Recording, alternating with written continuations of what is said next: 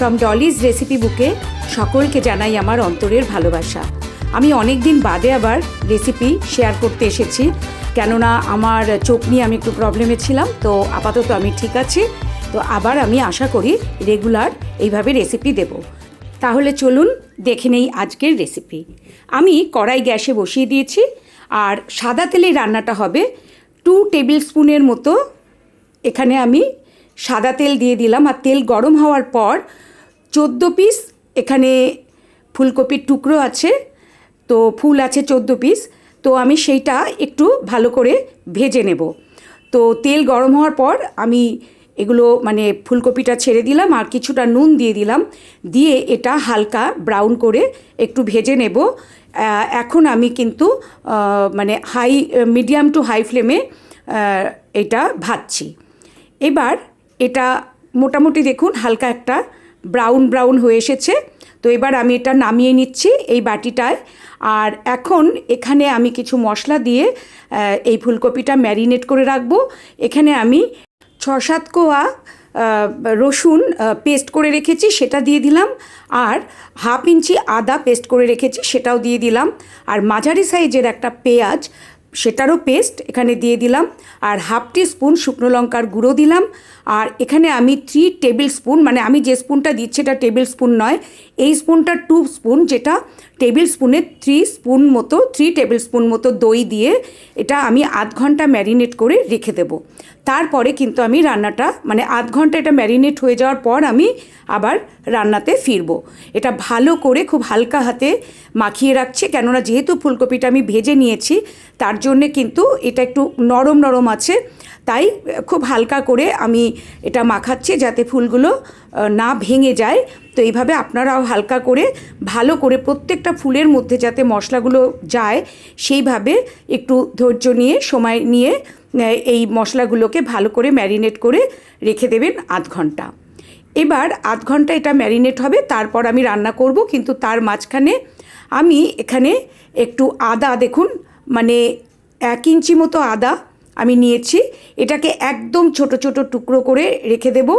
Actually এই রান্নাটার নাম হচ্ছে আদা ফুলকপি, তাই এখানে আদাটা একটু বেশি পড়ছে। একবার আমি ম্যারিনেশনে দিয়েছি, আবার আমি রান্নাতে দেব, তবে এটা পেস্ট করে নয়, এটা ছোট ছোট টুকরো করে দেব। আমার এই রান্নাটা আপনাদের যদি ভালো লাগে তাহলে একটা লাইক করার জন্যে আর সবাইকে শেয়ার করার জন্যে অনুরোধ রইল। আর অনুরোধ রইল আমার এই চ্যানেলটা সাবস্ক্রাইব করে আমার পাশে থাকার জন্য। এবার দেখুন ওটা হয়ে গেছে। আমি আধ ঘন্টা বাদে আবার রান্নাতে ফিরে এসেছি। কড়াই গ্যাসে চাপিয়ে আমি এবার কিন্তু একটু বেশি মানে 3 টেবিল স্পুন মতো সাদা তেল দিলাম, আর 2টো এলাচ দিলাম, আর 2টো লবঙ্গ দিলাম, আর ছোট 4 টুকরো দারচিনি এরমভাবে টুকরো করে আর কি 4 টুকরো দিলাম।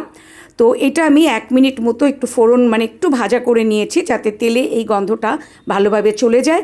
তারপরে 4টে কাঁচা লঙ্কা চেরা এর মধ্যে দিয়ে কাঁচা লঙ্কাটা একটু ভেজে নিচ্ছি।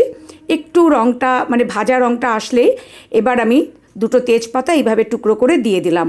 তেজপাতা খুব তাড়াতাড়ি হয়ে যায় ফ্রাই, তাই এটা সামান্য একটু নেড়ে চেড়ে এইবার আমি এখানে যে আদা ছোট ছোট করে কুচিয়ে রেখেছিলাম সেই আদাটা দিয়ে 1 মিনিট মতো ভালো করে এটা আমি ভেজে নেব। আর আমার এই চ্যানেল যদি আপনারা সাবস্ক্রাইব করেন তাহলে আমার পরের রান্নার নোটিফিকেশান আপনারা পেয়ে যাবেন। এবার দেখুন এটা আমি 1 মিনিট মতো ভালো করে ভেজে নিচ্ছি। এরপরে আমি এখানে যে ম্যারিনেট করে রেখেছি ফুলকপি সেটা দিয়ে দিলাম। আধ ঘন্টা ম্যারিনেশনের পর এটা আমি এই ফোড়ন দেওয়া তেলে দিয়ে ভালো করে এটা কষাবো।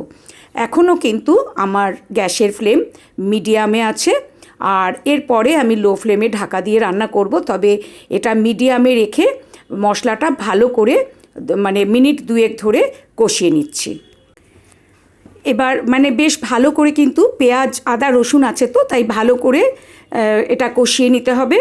এবার আমি এটা মিডিয়াম ফ্লেমে করছিলাম, এবার লো ফ্লেমে আমি এটা 3 মিনিট মতো ঢাকা দিয়ে একটু রান্না করে নেব যাতে ফুলকপিটা একটু সেদ্ধ হয়ে যায়। 3 মিনিট বাদে আবার আমি একটু চেক করে নিচ্ছি যে ফুলকপিটা কতটা নরম হয়েছে, আর একটু নেড়ে চেড়ে দিচ্ছি মশলাগুলো যাতে সব দিক ভালোভাবে রান্না হয়। তো মোটামুটি আমি দেখুন দেখে নিচ্ছি, কিন্তু মানে ফুলটা নরম হয়েছে কিন্তু ডাটার দিকটা না এখনও শক্ত আছে। তাই আবার আমি এটা 2 মিনিট মতো লো ফ্লেমে ঢাকা দিয়ে রান্না করে নেব। তো আমি আবার এটা ঢাকা দিয়ে দিচ্ছি, আর ঢাকা দিয়ে 2 মিনিট রান্না করার পর আমি আবার ফিরে এসে ঢাকনা খুলে নিচ্ছি। তো এবার আমি এখানে ভালো করে মশলাটা আরেকবার নেড়েচেড়ে মিশিয়ে এবার আমি টমেটো পিউরি করে রেখেছি, মানে 1.5 খানা মাঝারি সাইজের টমেটো, সেটাকে আমি পেস্ট করে রেখেছি মিক্সিতে। দেখুন এবার এইটা আমি এর মধ্যে দিয়ে দেব। এই রান্নাটায় না একদমই জল ব্যবহার করব না, তবে আপনারা যদি একটু গ্রেভি চান তাহলে সামান্য একটু জল দিতে পারেন, কিন্তু আমি এখানে কোনো জল ব্যবহার করব না। তো এবার টমেটোটা একটু কষিয়ে নেব, কষিয়ে নিয়ে এখন কিন্তু আবার আমি মিডিয়াম ফ্লেমে রেখেছি। ঢাকা দিয়ে রান্না করার সময় লো ফ্লেমে ছিল, এখন আবার মিডিয়াম ফ্লেমে রেখে আমি টমেটোটাকে একটু কষিয়ে নিচ্ছি। 2 মিনিট মতো এটা আমি কষিয়ে নিলাম, 2-3 মিনিট মতো কষিয়ে নিয়েছি। এইবার এখানে আমি 1/4 টিস্পুন মানে গোলমরিচের গুঁড়ো দিয়ে দিলাম, আর এখানে আমি কিন্তু স্বাদ মতো আবার একটু লবণ দিয়েছি, কিন্তু লবণ দেওয়ার সময় ক্লিপিংটা ওঠেনি, তো সেই জন্য আপনারা কিন্তু একটু স্বাদ মতো এখানে লবণ দিয়ে দেবেন।